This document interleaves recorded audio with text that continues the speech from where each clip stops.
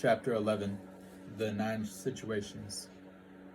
Sun Tzu said, "The art of war recognizes 9 varieties of ground: dispersive ground, facile ground, contentious ground, open ground, ground of intersecting highways, serious ground, difficult ground, hemmed-in ground, and desperate ground. When a chieftain is fighting in his own territory, it is dispersive ground. When he has penetrated into hostile territory, but to no great distance, it is facile ground. Ground, the possession of which imports great advantage to either side, is contentious ground. Ground on which either side has liberty of movement is open ground. Ground which forms the key to 3 contiguous states, so that he who occupies it first has most of the empire at his command, is the ground of intersecting highways.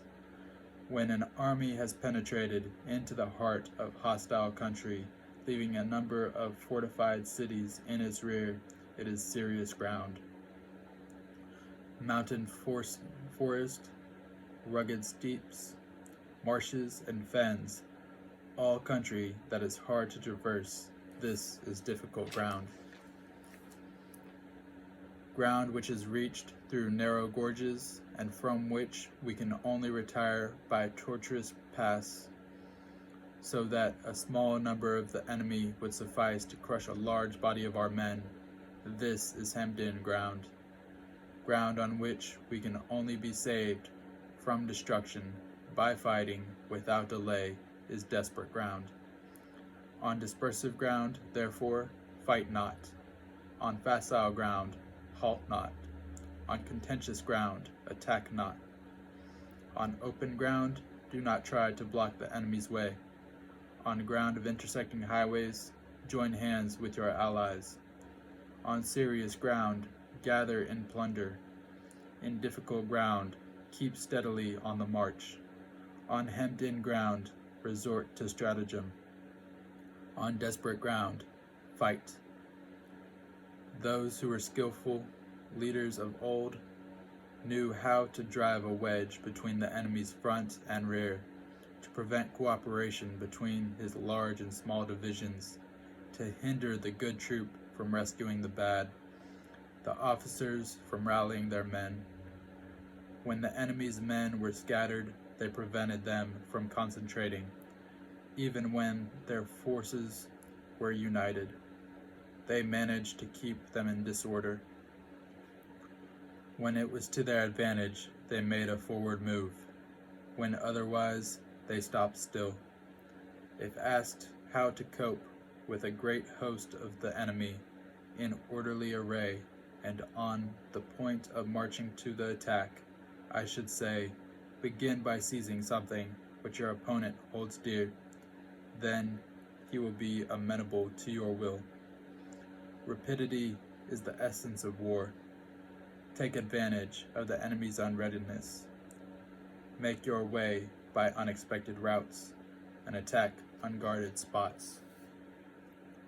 The following are the principles to be observed by an invading force. The further you penetrate into a country, the greater will be the solidarity of the troops, and thus the defenders will not prevail against you. Make forays in fertile country in order to supply your army with food. Carefully study the well-being of your men and do not overtax them.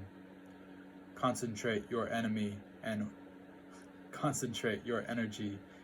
hoard your strength.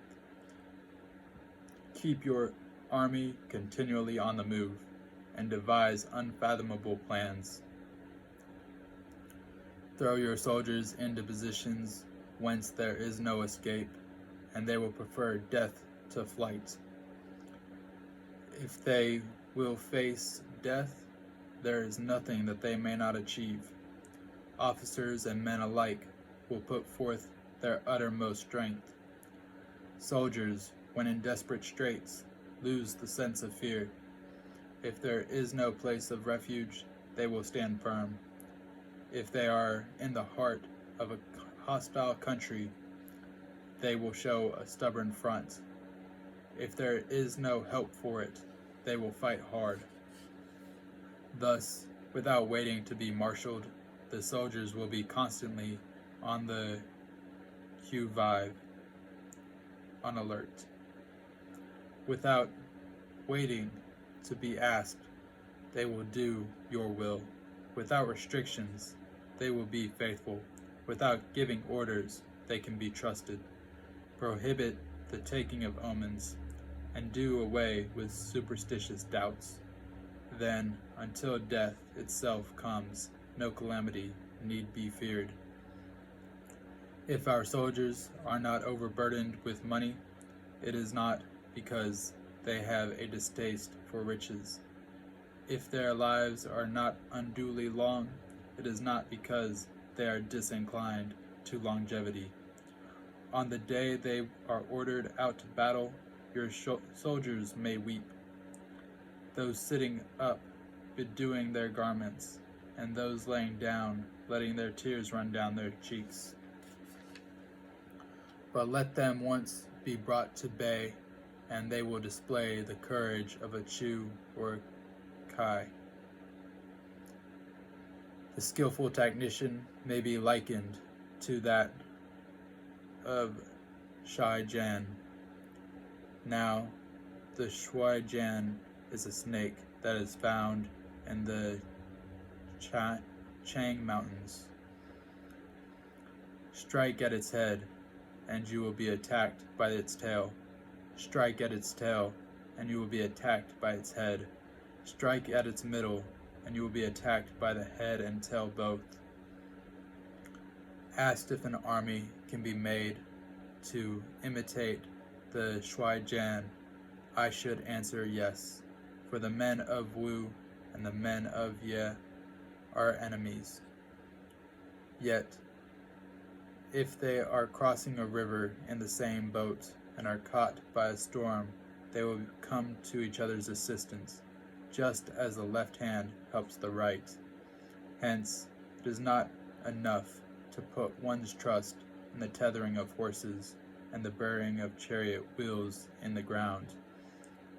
The principle on which to manage an army is to set up one standard of coverage, which all must reach. How to make the best of both strong and weak, that is a question involving the proper use of ground. Thus, the skillful general conducts his army just as though he were leading a single man, willy-nilly, by the hand.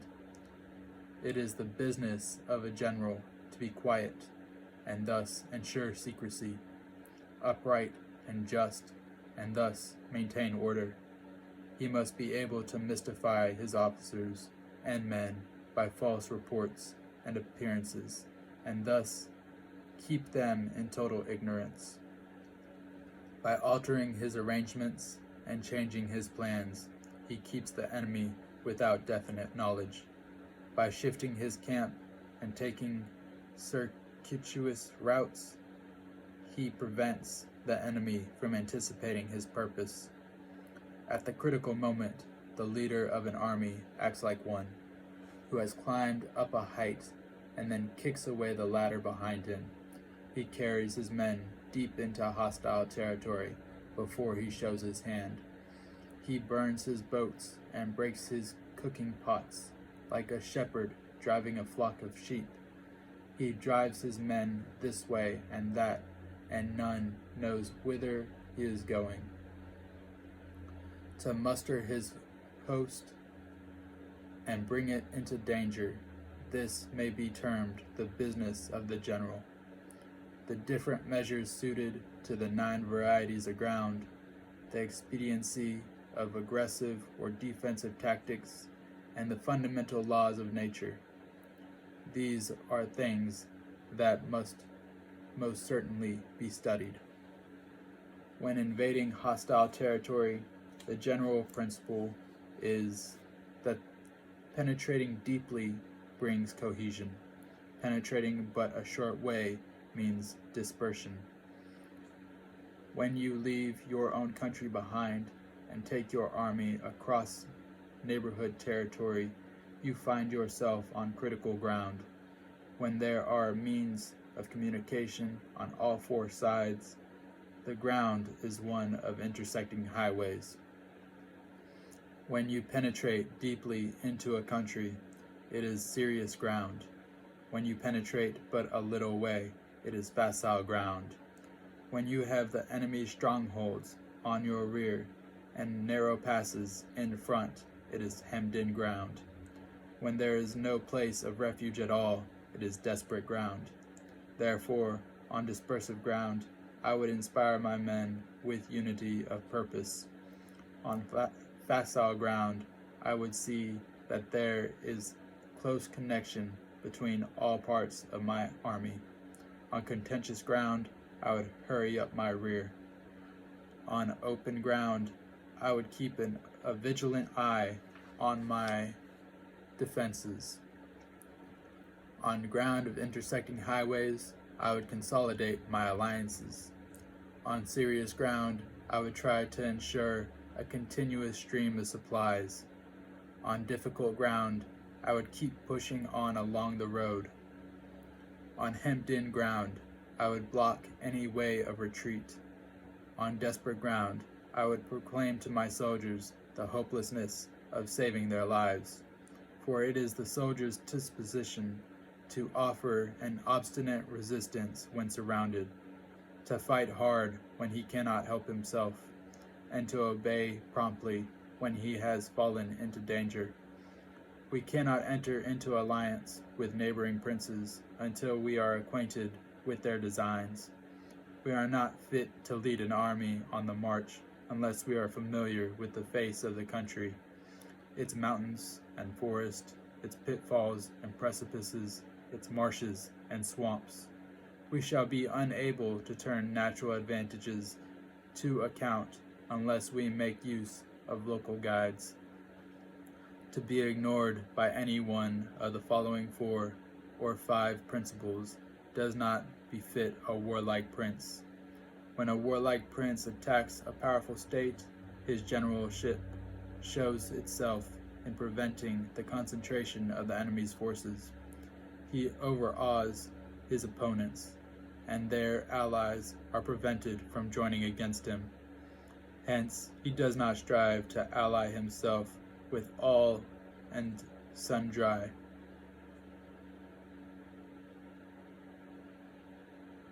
I don't know that word.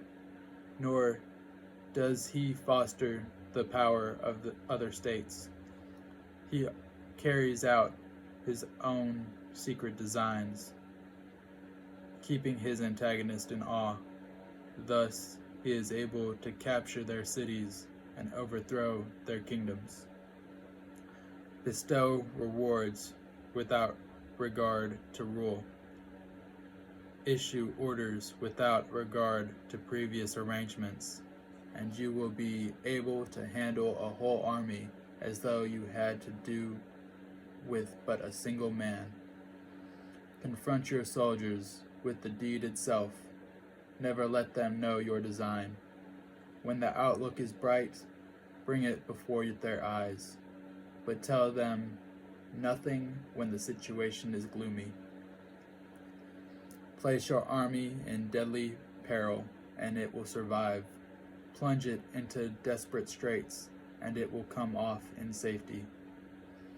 For it is precisely when a force has fallen into harm's way that it is capable of striking a blow for victory. Success in warfare is gained by carefully accommodating ourselves to the enemy's purpose, by persistently hanging on the enemy's flank. We shall succeed in the long run in killing the commander-in-chief. This is called ability to accomplish a thing of sheer cunning. On the day that you take up your command, block the frontier passes, destroy the official tallies, and stop the passage of all emissaries. Be stern in the council chamber, so that you may control the situation. If the enemy leaves a door open, you must rush in. Forestall your opponent by seizing what he holds dear, and subtly contrive to time his arrival on the ground. Walk in the path defined by rule, and accommodate yourself to the enemy until you can fight a decisive battle. At first, then, exhibit the coyness of a maiden until the enemy gives you an opening. Afterwards, emulate the rapidity of a running hare, and it will be too late for the enemy to oppose you.